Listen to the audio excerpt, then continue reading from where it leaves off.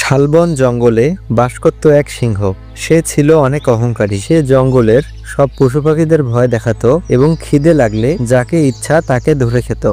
একদিন সে মনে মনে চিন্তা করে, আমি হলাম এ জঙ্গলের রাজা, আমি কিনা অন্য প্রাণীদের মতো শিকার ধরে এনে তারপর খাবো? এভাবে আর মানাচ্ছে না। তাছাড়া বয়সটাও তো হচ্ছে, এভাবে আর চলছে না। কিন্তু এখন কি করা যায়?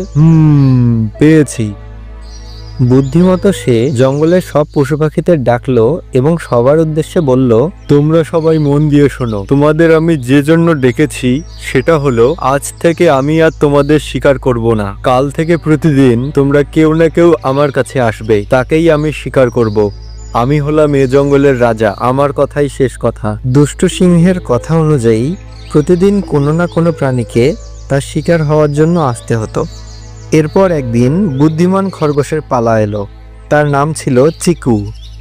সে ছিল অনেক বুদ্ধিমান। সে মনে মনে চিন্তা করলো, আমাকে যেহেতু মরতেই হবে, তাহলে একটা শেষ চেষ্টা করে দেখি যদি বনের সকল পশু পাখিদের ওই লোভী সিংহের হাত থেকে বাঁচাতে পারি। তাই সে সিংহের কাছে একটু দেরি করে গেল। কিরে খরগোশ, এইটুকু আসতে তোর এত দেরি হলো? কি আর বলবো তোমাকে, আসার সময় দেখলাম নদীর পাড়ে একটা সিংহ এসেছে। আমাকে রাস্তা আটকিয়ে বলল, আমি হলাম এই জঙ্গলের রাজা, এই জঙ্গল এখন আমার। তোর রাজার সাহস থাকলে আমার কাছে আসতে বল। কার এত বড় সাহস? আমার জঙ্গলে ঢুকে আমাকেই হুমকি দিচ্ছে। চল তো গিয়ে দেখি। চিকু খরগোশ সিংহকে নদীর কাছে নিয়ে গেল।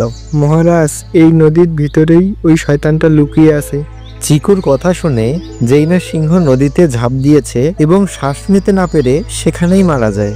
অমনি সে নদীর পানিতে ডুবে যায়।